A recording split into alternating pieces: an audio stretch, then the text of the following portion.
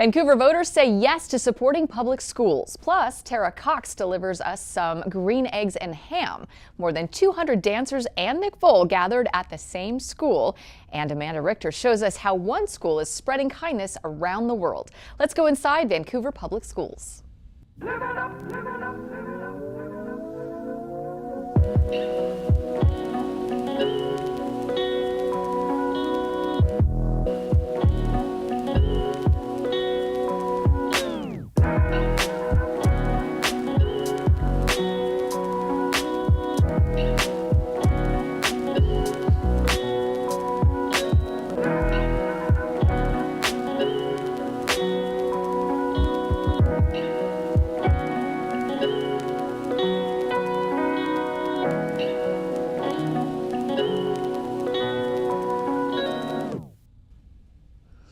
Hello and welcome to the show. I'm Coleen Jamison. We have a lot of really good stuff to bring you today, but let's start with our top 3.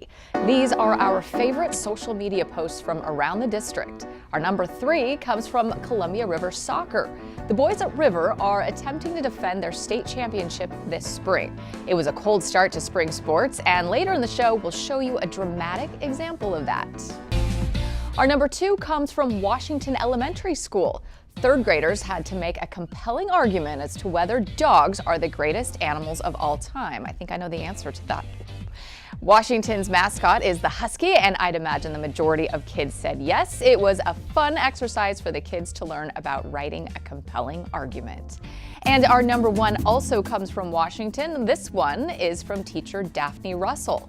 She had her students test out how many D-cell batteries it takes to power a 43-watt halogen bulb. It turns out the answer is 16 batteries. What a fun way for kids to learn about hypotheses. Vancouver, thank you. By a large margin, our community approved 2 levies that will benefit children. The first and biggest was the replacement for the district's education and operations levy. It passed with a yes vote of 64.5%. It needed just over 50% to pass. The levy pays for all kinds of services that our community has said are very important. Even with changes to the state's education funding formula, the margin of victory says a lot about our community's commitment to education. Well, first of all, we're grateful for the taxpayers for understanding the complications of the McCleary decision and what it has done to school funding. This levy was particularly important because of the budget cuts that we face.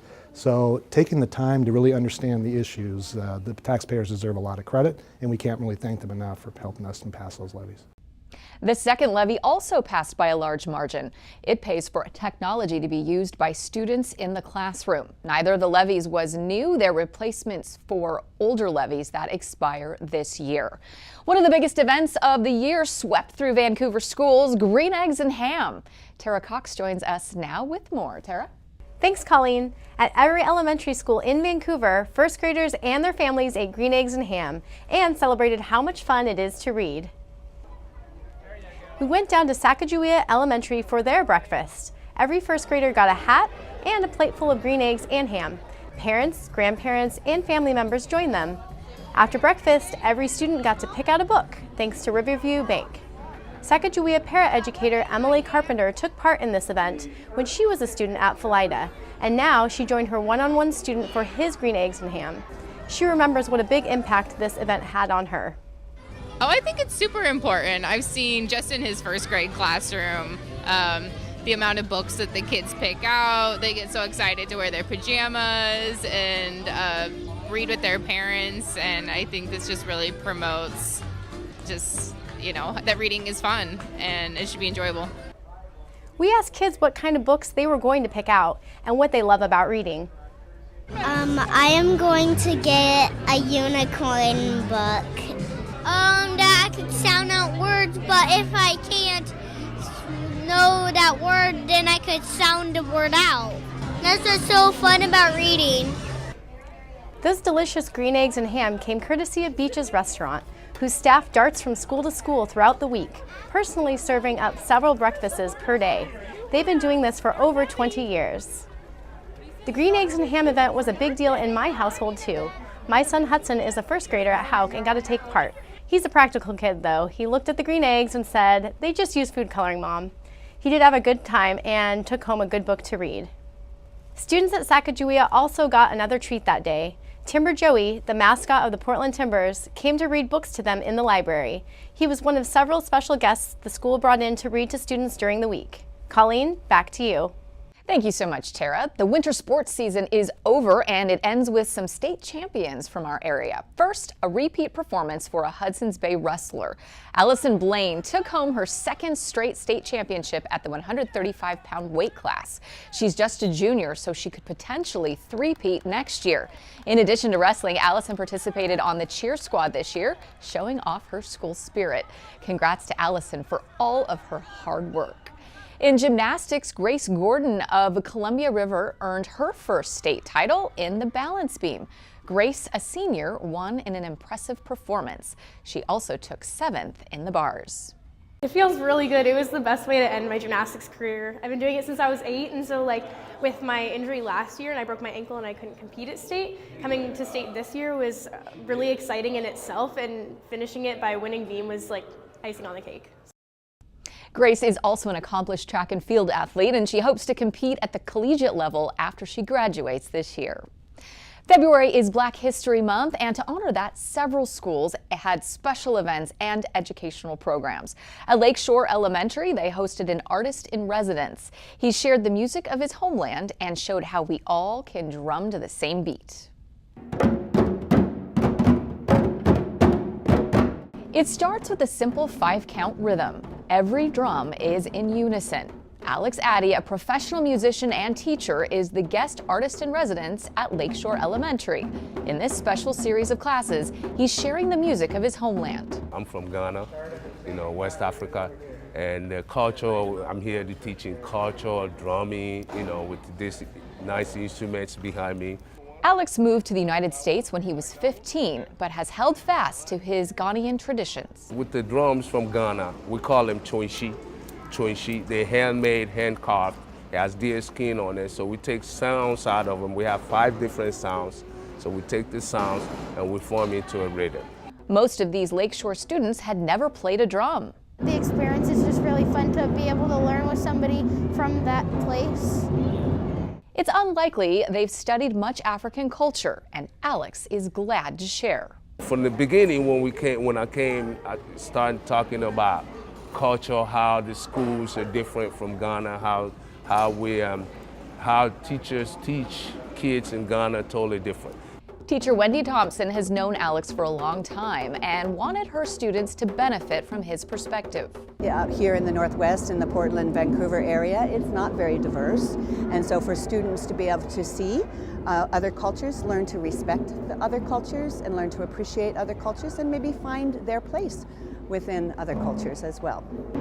I know that there they have lots of culture, and here we have lots of culture. And sometimes the culture's the same, and sometimes the culture's a bit different. I think if we learn about people, we know their personality, what they're actually like on the inside and not the outside. At this big assembly, student drummers got to perform for their entire school. It's just really fun to do it in front of a bunch of people and share the experience with them. After the group plays in unison, each student gets a moment to create their own solo, one after another.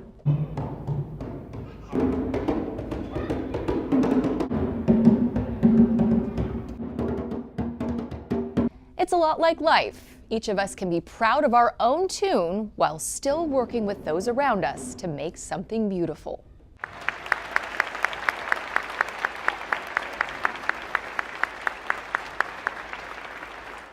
Ms. Thompson was able to bring in Alex thanks to a grant from the Foundation for Vancouver Public Schools, which offers teachers enrichment grants year-round. 2 Vancouver schools earned major kudos from the state of Washington for improving how they serve students. Both Franklin Elementary and Vancouver Flex Academy were named Schools of Distinction. The award is given by the state to the top 5% of schools that show improvement in English, math, and graduation rates over a 5-year span. For Flex Academy, a magnet program, a huge improvement in graduation rates has transformed the school. Flex uses technology to allow students to learn at their own pace, with traditional classes supplementing the learning. They don't do things like a normal school, but as their principal is quick to note, there's a ton of school pride. We're a high school without athletics, right? So we look for other ways to wrap our student body around great and good things, and we do a lot of things relative to honor roll and acknowledging service learning. But for our students to have this award, I know for a fact it brings a smile to their face as well. The school credits the hard work of its students along with smart planning and adjustments by its teaching staff for the improvements. Over at Franklin, this is the third year in a row for this honor. Franklin is home to a Mandarin immersion program and has worked hard to bring all students' scores up. Like Flex Academy, a big reason for the improvements is an intentional effort by staff to improve school culture, making it a fun place for students to learn. An event at Vancouver School of Arts and Academics drew students from all over the West Coast. Nick Voll joins us now. And Nick, this was the first event of its kind in our area, right? That's right. VSAA hosted the Northwest Regional High School Dance Festival. It was the first time the Northwest has been home to an offshoot of the National High School Dance Festival, and the first time a regional event hasn't been held at a college. I stopped by as the festival was coming to a close. School is out over the long 3-day weekend for President's Day, but the halls and dance spaces at Vancouver School of Arts and Academics are buzzing with students. They've come from 13 schools stretching from California to British Columbia for the Northwest Regional High School Dance Festival. This event, hosting at VSAA, is one of the hugest events that we could probably ever wish to host, especially in the dance program. Most of these girls and boys are a lot like Grace Ann Hankins. I've been dancing since as long as I remember, and dancing is just such a joyful way for me to express myself. They have dance in common, but they recognize and learn from their differences. Just watching their dances has been really neat because, I mean, we watch each other dance all the time, but seeing new people and getting inspired by different people has been really, really cool. They're not only learning from each other, but also from dance instructors and professors from colleges from across the country, like Todd Shanks of Dean College in Massachusetts. In classes, I've seen a lot of kids that are willing to try new things and willing to take the extra step to learn more than just the steps, but actually how to embody it, actually be a part of the dance, actually really dive into the character and the emotion and the feeling and get it. Not just do it, but get it. 22 colleges sent representatives to connect with dancers and prospective students. So they can see sort of what we offer, and we can see what they have to offer us. Over the weekend, students earned scholarship offers for college tuition and summer camps. I did get offered some scholarship money this weekend, and I talked to some colleges, so I actually am applying to 2 more colleges because of this weekend. For event organizer Jackie Sachs, a teacher at VSAA, this event can help dancers take the next step in their development. It does open their eyes to a variety of different programs. Some are conservatories, some are state schools, and there's a variety of offerings that they potentially can have. This festival may also open up future opportunities for VSAA students as it puts the school on the map. I do think it's bringing us quite a bit of national attention. Even though we travel to national, you're there with 3,000 other students, so you blend in. This really puts the highlight on our community and our school. In addition to the auditions and classes, students took part in judged competitions. This will be a biannual event, so VSAA will host it again in a couple of years. Coleen, back to you. Thanks, Nick. Alki Middle School held a special event of its own. It brought in professionals from a number of fields to show kids what their futures may hold. In the annual career fair, Alki students rotated between classrooms to hear speakers from all kinds of jobs. In one classroom, a former Olympic athlete turned Nike executive talked to students about how he turned his passion for running into a dream job. Even though their careers are a long way away, students are glad to start thinking about their long-term goals. It gives us an idea of what we might be able to do in the future. Like if what our original plan doesn't work out, that there's something else that could be an option for us. Yeah, by seeing these people, I think it makes me feel more confident because it's like they turned out okay, so I will too. Some student leaders were designated as hosts, helping lead discussions in classrooms and greet guests. Other speakers included a firefighter, a geologist, a real estate agent, a video professional, and a whole lot more. At Fort Vancouver High School, the welding program welcomed its own guests for a special event. The mission? To prepare kids for jobs in the industry. Working with HPEC, an organization that represents more than 50 businesses, staff at Fort brought in industry professionals to help organize the shop. They use a system called Lean, which promotes efficiency and organization, the kinds of skills students will need in the workforce. Businesses want those skills too, and a high school graduate who knows Lean will definitely have an easier time getting their very first job. 8 different companies volunteered to help with this project. Many of us were trying to retrain 25-year-olds, 30-year-olds, 50-year-olds and teach them some of these techniques, teach them how to think differently, teach them how to treat people differently. So if we can instill these in the kids before they hit our businesses, we're excited because they're trained and ready to go.